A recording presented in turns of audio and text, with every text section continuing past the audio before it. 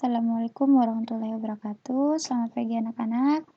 Ketemu lagi kita di pembahasan matematika peminatan di kelas 12. Kali ini pada pokok bahasan limit fungsi trigonometri. Nah, di sini adapun tujuan pembelajarannya yang pertama menjelaskan konsep limit fungsi trigonometri. Yang kedua, menentukan nilai limit fungsi trigonometri di suatu titik. Nah, adapun sebelum masuk ke pembahasan limit fungsi trigonometri, ada hal-hal yang perlu kita ingat karena ini akan berkaitan dan ataupun sering kita gunakan nanti di dalam menyelesaikan permasalahan mengenai limit fungsi trigonometri, yaitu mengenai identitas trigonometri dan rumus-rumus trigonometri. Ini materi yang pernah kita pelajarin di kelas 11 ya, matematika peminatan. Ada yang masih ingat identitas trigonometri? Nah ya, jadi identitas trigonometri ini adalah sin kuadrat X sama dengan ditambah cos kuadrat X sama dengan 1. Jadi ini ya, kedua sin kuadrat X sama dengan 1 dikurang cos kuadrat X. Kemudian cos kuadrat X sama dengan 1 dikurang sin kuadrat X. Nah, yang kedua sama yang ketiga ini sebenarnya adalah penjabaran dari yang pertama. Ya. Kemudian ada pun rumus-rumus trigonometri. Itu mulai dari rumus jumlah dan selisih dua sudut. Rumus trigonometri untuk sudut rangkap dan rumus sudut pertengahan. Nanti silahkan kalian buka kembali buku catatan kalian di kelas 11 matematika peminatan. Oke, kita langsung saja. Yang pertama adalah kita bahas konsep limit fungsi trigonometri. Nah, sekarang di sini buatkan amatilah beberapa bentuk limit fungsi berikut ya. Di sini ada beberapa bentuk limit. Di sini ada 7 pertanyaannya. Yang mana yang merupakan bentuk limit fungsi trigonometri? Ya. Pertanyaannya seperti itu. Dari ketujuh bentuk limit fungsi berikut, yang mana yang merupakan bentuk limit fungsi trigonometri? Nah, yang pertama ini bukan ya. Ini merupakan limit fungsi aljabar. Limit sin X, X-nya mendekati 0. Ya atau tidak? Ya. Yang C? Ya. Yang D? Oh, bukan ternyata. Yang E? Ya, yang F limit tan X per X, X yang mendekati 0. Ya, yang G tidak. Nah, sekarang di sini ada yang iya, ada yang tidak. Jadi, kenapa yang B ini disebut limit fungsi trigonometri, sedangkan yang A ini bukan? Mari kita bahas. Oke, dari bentuk di atas ternyata B, C, E dan F ini merupakan bentuk limit fungsi trigonometri. Kalian perhatikan di sini. Yang pertama, limit 4x dikurang 5, x-nya mendekati 3. Kalian perhatikan fungsi ini, 4x dikurang 5 ini ternyata merupakan fungsi aljabar. Nah, sehingga ini tidak dinyatakan di dalam limit fungsi trigonometri. Yang B, limit sin x. Sin x ini merupakan fungsi trigonometri. Kemudian yang C, tan X juga merupakan fungsi trigonometri. X per sin X ini juga merupakan fungsi trigonometri. Ini juga merupakan fungsi trigonometri. Jadi, kenapa yang D ini bukan? Padahal di sini ada trigonometrinya, sin V. Benar, di sini ada sin V trigonometri ya, merupakan trigonometri. Tetapi di sini sebagai limit fungsinya itu adalah X kuadrat. Nah, sedangkan sin di sini, sin V-nya ini berlaku sebagai konstan. Nah, sedangkan X kuadrat ini adalah merupakan fungsi aljabar ya. Nah, jadi berdasarkan contoh tersebut, apa itu limit fungsi trigonometri? Ya, benar. Jadi, limit fx, x-nya mendekati c, ini dinamakan limit fungsi trigonometri jika fx-nya atau fungsinya ini pada limit tersebut merupakan fungsi trigonometri. Jadi, jika fx-nya ini berupa fungsi-fungsi trigonometri, nah inilah disebut namanya limit fungsi trigonometri. Kita lanjut berikutnya. yaitu mengenai limit fungsi trigonometri. Nah, masih ingat konsep yang digunakan untuk menentukan limit fungsi aljabar di suatu titik? Nah, jadi ada sebuah fungsi f yang memetakan dari bilangan real ke bilangan real, serta L dan C-nya ini anggota himpunan bilangan real. Jadi limit fungsi trigonometri fx untuk x mendekati C ada jika dan hanya jika nilai fx-nya ini mendekati L untuk semua x yang mendekati C, atau dinotasikan sebagai limit fungsi fx x-nya mendekati C sama dengan L jika dan hanya jika limit fx-nya x mendekati C dari kiri ini sama dengan x yang mendekati dari kanan. Ini harusnya positif ya. Mendekati x mendekati C dari kanan. Sama hasilnya. Oke, nah kemudian adapun sifat-sifat limit fungsi yang akan membantu kita dalam mengerjakan nanti permasalahan mengenai limit fungsi trigonometri. Di sini ada sebuah fungsi fx dan gx adalah fungsi yang mempunyai limit pada x mendekati C dan C-nya adalah bilangan real serta n-nya adalah bilangan bulat. Sifat yang pertama, limit k x-nya mendekati C sama dengan hasilnya k. K ini konstan ya, sebuah bilangan tetap. Jadi contohnya misalnya limit 2 x-nya mendekati 4, berarti hasilnya sama dengan 2. Kemudian ini limit x-nya mendekati C, ini sama dengan C.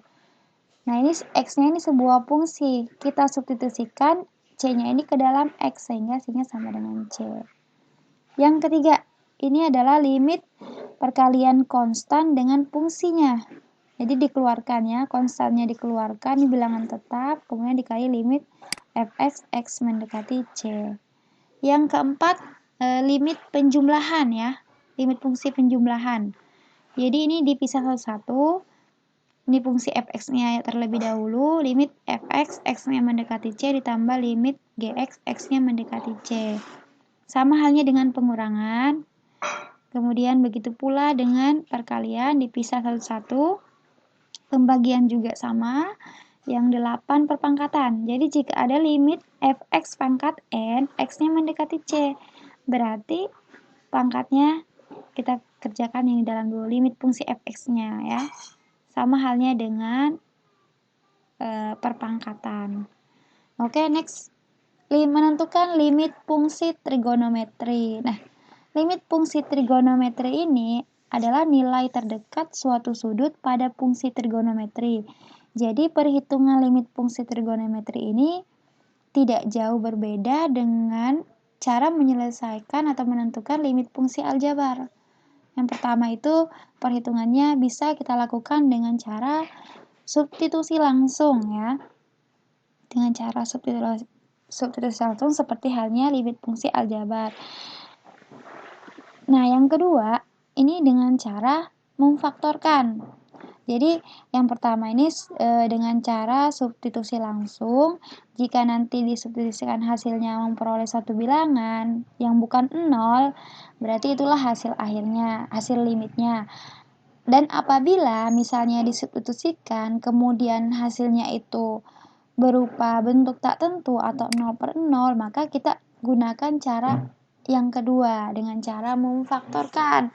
Memfaktorkan ini artinya menyederhanakan limit fungsi tersebut ya.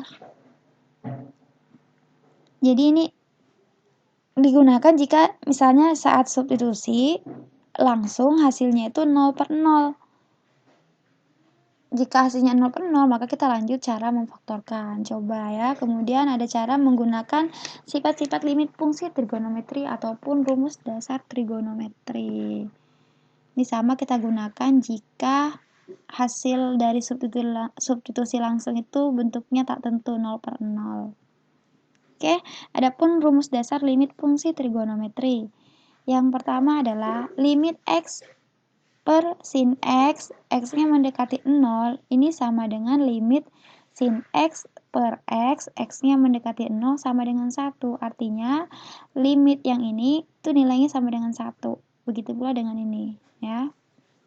Yang kedua, limit x per tan x sama dengan limit tan x per x sama dengan 1. Oke, kita langsung saja ke contoh soal. Yang pertama, tentukanlah nilai dari limit 5x per sin 3x. Nah, langkah yang pertama kita coba dengan cara substitusi langsung. Berarti kita substitusikan nolnya ini ke dalam x ya. Kita ganti x menjadi 0. Nah, di sini kita ganti x-nya jadi 0, 5 kali 0, 0. 3 kali 0, 0. Kemudian 0, limit 0 kan 0. Kemudian sin 0. Sin 0 itu berapa? Sin 0 itu 0 ya. Berarti ternyata setelah disubstitusikan langsung, hasilnya ini menghasilkan 0 per 0. Berarti tidak bisa menggunakan cara substitusi langsung. Kita lanjut yang kedua. Memfaktorkan, bisa nggak kira-kira ini difaktorkan? Sedangkan kita lihat sendiri limit fungsinya ini sudah sangat sederhana, berarti tidak perlu pakai pemfaktoran. Yang ketiga, menggunakan sifat-sifat limit fungsi trigonometri ataupun rumus dasar trigonometri. Yang rumus kedua nih, yang di samping kiri ya. Oke, caranya gimana? Nah, di sini limit 5x per sin 3x. Sedangkan di sini kan yang ada x, di sini x harus sama-sama x baru menghasilkan sama dengan 1. Sedangkan di sini 5, di sini 3. Gimana caranya? Oke. Kalian perhatikan di sini yang sinnya di sini adalah sin 3x. Berarti kita kalikan pembilang maupun penyebutnya kalikan 3x. Kenapa? Supaya nanti ini bisa dipasangkan ini. Sin 3x ini dengan 3x ya. Terus kenapa harus penyebut dan pembilangnya ini sama-sama dikali? Ya karena 3x dibagi 3x ini kan hasilnya sama dengan 1. 1 dikali limit fungsi ini tetap hasilnya limit fungsi. Karena berapapun dikalikan 1 tetap dirinya sendiri ya. Oke. Nah ini tadi ya kenapa dikalikan sama supaya ini 3x per sin 3x. Jadi kita bisa gunakan rumus-rumus ini yang ada di sebelah kiri ya. Sama dengan limit 3x per sin 3x. Kita ambil dari sini. Kemudian yang kedua, sisanya 5x dan 3x. Nah berdasarkan sifat fungsi perkalian dua fungsi, berarti ini dipisah satu-satu ya. Limit 3x per sin 3x, kemudian yang ini sendiri limit 5 per 3, x-nya mendekati 0. Loh, kenapa di sini 5 per 3? Ya, karena di sini x dibagi x berapa? X habis membagi ya. X bagi x sama dengan 1, jadi sisa 5 per 3. Oke, sekarang kita hitung limit 3x per sin 3x itu sama dengan 1 ya. Berdasarkan ini x sama dengan per sin x sama dengan 1. Ini kan sudah sama ya, 3x per 3x. Limit 5 per 3x mendekati 0 sama dengan limit per 3. Ini kan konstan ya, tetap. Berarti hasilnya 1 kali 5 per 3 hasilnya 5 per 3. Nah, jadi limit 5x per sin 3x itu sama dengan 5 per 3. Nah, kalian perhatikan ternyata 5 per 3 ini diambil dari sini. 5 per 3. Nah, sehingga misalkan 5 ini adalah A, sebuah bilangan ya. Kemudian 3 ini juga sebuah bilangan B. Maka jika ada limit AX per sin BX, X-nya mendekati 0. Ini harus 0 ya. Berarti sama dengan A per B. Contohnya misalnya ya, limit 2X per sin 7x, berarti hasilnya 2 per 7 ya. Oke, kita lanjut. Nah, di sini adalah tentukan nilai dari limit sin 7x per 2x. Nah, sebelumnya di sini sinnya di bawah ya sebagai penyebut, sedangkan di sini sebagai pembilang. Bagaimana cara menentukannya? Berarti kita substitusikan langsung, ini masukkan nolnya. 7 kali 0, 0. Sin 0 itu 0. 2 kali 0, 0. Hasilnya 0 per 0. Berarti nggak bisa pakai substitusi langsung. Kita gunakan rumus ini, trigonometri. Oke, di sini masih sama ya. Nah, kira-kira kita kalikan berapa di sini? Kalikan 7x atau kalikan 2x? Nah, kita lihat lagi di sini. yang sinnya ini berada di pembilang. Berarti jika di sini sin X, berarti di sini harus X. Berarti jika di sini 7X, kita pakai bantu 7X dikali 7X per 7X. Oke, ini sama halnya dengan yang tadi ya. Nah, kita pasangkan sin 7X per 7X. Kemudian 7X dengan 2X. Nah, ini 7 per 2 ya, karena X-nya ini habis. Yang ini X-nya habis dibagi ya. X bagi X 1. 1 kali 7 per 2 tetap 7 per 2. Nah, kita gunakanlah rumus dasarnya bahwa jika limit sin X per X, X mendekati 0 itu sama dengan 1. Berarti limit sin 7X per 7X, X yang mendekati 0 sama dengan 1. Dikali 7 per 2 sama dengan 7 per 2. Oke. Jadi kita bisa simpulkan limit sin 7X per 2X sama dengan 7 per 2 ya. Ternyata kita lihat 7-nya diambil dari sini juga, 2-nya sama ya. Berarti jika limit sin AX per BX, X-nya mendekati 0 sama dengan A per B. Jadi kita dapat lagi rumus atau sifat-sifat fungsi trigonometri ya. Kita lanjut. Nah, di sini kita buktikan ya. Ini rumus yang tadi kita peroleh sebelumnya. Yang selanjutnya, buktikan bahwa limit 3X per tan 4X ini sama dengan nilai limit tan 3X per 4X, X-nya mendekati 0 itu sama dengan 3 per 4. Mari kita buktikan bahwa ini hasilnya 3 per 4 dan ini juga hasilnya 3 per 4. Caranya, nah sama, kalau kita kerjakan ini, substitusi langsung, X-nya 0, 3 kali 0, 0. 4 kali 0, 0 ya. Kemudian 4 0.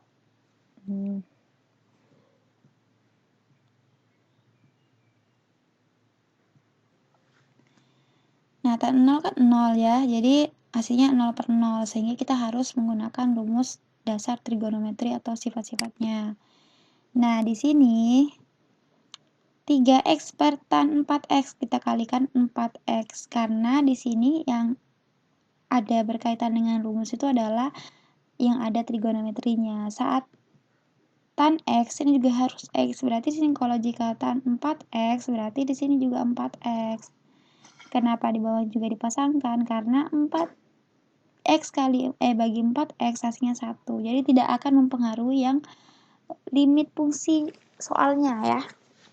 Oke, kita pasangkan seperti langkah yang sebelumnya ya. Limit 4X per tan 4X dikali sisanya 3X per 4X. Langkahnya sama seperti yang tadi. X-nya habis. Sisa 1. Nah, limit 4X per tan 4X. Berdasarkan rumus ini, limit X per tan X sama dengan 1. Berarti 4X per tan 4X, X yang mendekati 0 sama dengan 1. Limit 3 per 4, X yang mendekati 0. Berarti 3 per 4. Hasilnya 3 per 4. Oke, kita buktikan yang kedua. Limit tan 3X per 4X. Nah, sekarang di sini tan 3X, tannya berada di atas nih, pembilang. Berarti perhatikan yang rumus dasar ini. Berarti di sini X, berarti di sini 3X. Berarti nanti kita kalikan dengan 3X ya. Pembilang maupun penyebutnya kita kalikan dengan 3X. Nah, kita pasangkan tan 3X per 3X, kemudian ini sisanya 3X per 4X. Sama caranya seperti yang tadi. Sehingga diperoleh 3 per 4. Oh, ternyata hasilnya sama. Jadi terbukti ya. Nah, terbukti bahwa limit 3X per tan 4X, X-nya mendekati 0 ini sama nilainya dengan limit 3X per limit tan 3X per 4X, X-nya mendekati 0 sama dengan 3 per 4. Nah, berdasarkan dari penjabaran di soal ini, dapat kita simpulkan. Misalnya nanti 3-nya ini kita ganti dengan A. Jadi A ini misalkan sebuah bilangan ya. Jadi limit AX per tan BX, X-nya mendekati 0 sama dengan limit tan AX sama dengan BX, X yang mendekati 0 itu sama dengan A per B. Jadi diambil aja ini nilainya ya. Oke, misalnya contoh ya. Tan 11X per 7X, berapa hasilnya? Berarti 11 per 7 ya. Kita lanjut. Di sini ada tentukan nilai limit sin 2X per tan 3X dan tan 2X per sin 3X. Penyelesaiannya. Oke, di sini ada pembilangnya sin, penyebutnya tan, sedangkan di sini hanya satu-satu ya, masing-masing. Kalau sin, kalau tan. Nah, caranya sama, berarti untuk sin 2X ini ya, berarti kita perlu variabel yang sama di penyebutnya. Berarti kita kalikan dengan 2X, baik itu pembilang maupun penyebut ya. Supaya ini maksudnya tidak mempengaruhi nilai yang sebelumnya ini ya, tidak merubah nilai limit ini. Kemudian kita kalikan 3X per 3X untuk kita pasangkan dengan tan yang di bawah ini, tan 3X. Oke. Nah, kita pasangkan. Oke. Sin 2X per 2X ini yang biru, kemudian yang oranye 3X per tan 3X, sisanya 2X per 3X. Kita guna, ini habis ya. Kemudian kita gunakan, langsung aja, limit sin 2X per 2X, kemudian limit 3X, ini menggunakan sifat limit perkalian, limit fungsi perkalian ya. Nah, ini sin 2X per 2X sama dengan 1 ya, berdasarkan ini. Kemudian limit 3X per tan 3X hasilnya 1, dan ini 2 per 3. Hasilnya diperoleh 2 per 3. Kita lanjut untuk yang kedua, tan 2X per sin 3X, sama halnya. Jadi, kita gunakan rumus-rumus yang ada ini ya. Berarti tan itu perlu pasangkan dengan sini 2X, berarti kita kalikan dengan 2X lagi. Sama ya. Pastikan dikalikan penyebut dan pembilangnya. Kalau hanya pembilangnya saja, itu berarti sudah merubah soalnya ya. Ini tidak merubah, artinya ruas kiri maupun ruas kanan ini senilai, artinya sama ya. Nah, kita pasangkan sama halnya seperti yang tadi. Oke. Limit tan 2X per 2X sama dengan 1.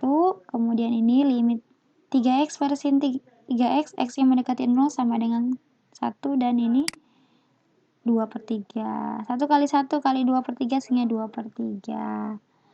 Jadi bisa kita simpulkan misalnya ya. Berarti sin AX per tan BX, X yang mendekati 0 itu sama nilainya dengan tan AX per sin BX sama dengan A per B ya. Walaupun nih posisinya pembilang, ini posisinya penyebut, angkanya sama. Jadi ternyata yang diambil itu ininya, bilangannya ya, 2, 3, 2 per 3. Oke. Sekarang kita lanjut ke soal berikutnya. Nah, ini kalau kita lihat soalnya ini lebih lebih bervariasi ya daripada sebelumnya. Kalau yang sebelumnya kan agak sederhana, ini lebih variasi. Tentukan nilai dari limit 3x kuadrat per 1 dikurang cos 2x, x yang mendekati 0. Penyelesaiannya seperti apa? Nah, yang pertama kita lakukan substitusi dulu. Jadi kita substitusikan nilai x-nya ini ke fungsinya ya. 3 ya. 0 pangkat 2 kan 0. 0 kali 3, 0. Hasilnya 0. Kemudian 2 kali 0 itu kan 0. Cos 0 itu sama dengan 1. 1 kurang 1 juga 0. Ternyata setelah disubstitusikan hasilnya berupa tak tentu, yaitu 0 per 0. Sehingga kita perlu pengerjaan yang lebih lanjut ya. Nah, di sini berarti agar tidak diperoleh bentuk 0 per 0, maka kita gunakan rumus identitas trigonometri atau rumus-rumus dasar trigonometri. Di sini kita pilih cos 2x sama dengan 1 dikurang 2 sin kuadrat x. Di sini cos 2x-nya ada 3 ya. Kenapa kita tidak gunakan ini? Karena ini akan semakin panjang. Kemudian 2 cos kuadrat. Kenapa tidak kita pilih yang cos? Karena di sini dari rumus-rumus dasar yang sudah kita peroleh, temukan tidak ada yang cos ya. Jadi kita gunakan yang ada saja, sin, tan ya. Jadi kita pakai mengandung fungsi sin ya. Jadi cos 2x ini kita ganti jadi 1 dikurang 2 sin kuadrat x. Oke. Kita ganti ya, cos 2x ini kita ganti 1 dikurang 2 sin kuadrat x sehingga hasilnya, nah caranya, ini kan perkalian ya dikurang, 1 dengan 1 dikurang 1 berapa? 0 ya, 0, kemudian di sini negatif kali negatif positif ya, positif 2 sin kuadrat x, positif 2 kuadrat x, nah kemudian sama dengan kita jabarkan lah ini ya. Di sini kan ada 3x kuadrat, artinya 3 dikali x dikali x. X pangkat 2 kan x-nya berulang sebanyak 2 kali. Kenapa 3-nya ini hanya satu kali, tidak 2 kali? Iya, karena kan pangkat 2-nya ini hanya milik x kuadrat. 3-nya ini tidak ya. Kemudian sama, 2 sin pangkat 2x. Nah, sin kuadrat x ini artinya sinnya sebanyak 2 kali ya. Berarti kita jabarkan 2 kali sin x kali sin x. Kemudian kita pasangkan. Nah, x per sin x ini sama dengan 1 ya. Kemudian x per sin x sama dengan 1. Nah, limit 3 per 2 itu sama dengan 3 per 2. Sehingga 3 per 2 kali 1 kali 1 sama dengan 3 per 2. Nah, ini ada limit dari 3 cos x per sin kuadrat x. X-nya ini mendekati V per 3. Jadi, bukan 0 ya, V per 3. Jadi, cara yang pertama tetap pakai selalu substitusi langsung. Jika ternyata hasilnya 0 per 0, kalian harus kerjakan lebih lanjut lagi. Tapi nanti jika hasilnya sebuah bilangan yang bukan 0, berarti itu hasilnya ya. Contohnya ini. Dengan substitusi langsung ya. Ini kita hanya ubah bentuknya menggunakan sifat fungsi limit pembagian. Kita pisah satu-satu ya. Kemudian ini konstannya dikeluarkan. Jadi ini substitusi artinya mengganti nilai x-nya ya. Jadi x-nya ini kita ganti V per 3. Jadi cos V per 3. Kemudian sin, di sini x-nya kita ganti V per 3. Sama dengan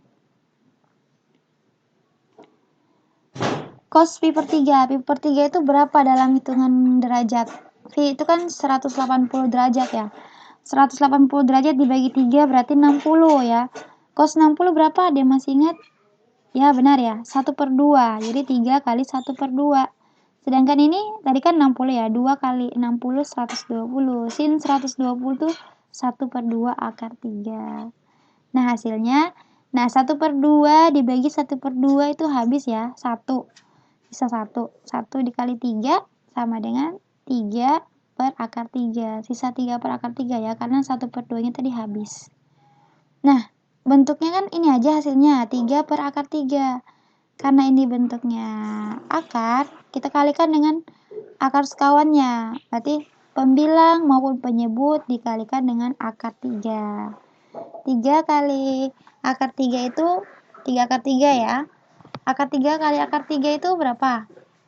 Akar 9. Akar 9 sama dengan 3. 3 bagi 3? 1 kali akar 3 sama dengan 3 akar 3 ya. Sehingga limit 3 cos x per sin 2x, x-nya mendekati pi per 3 sama dengan akar per 3. Nah, itu saja penjelasan mengenai limit fungsi trigonometri. Jika ada pertanyaan nanti silakan tanyakan melalui via WhatsApp. Cukup sekian dan terima kasih. Assalamualaikum warahmatullahi wabarakatuh.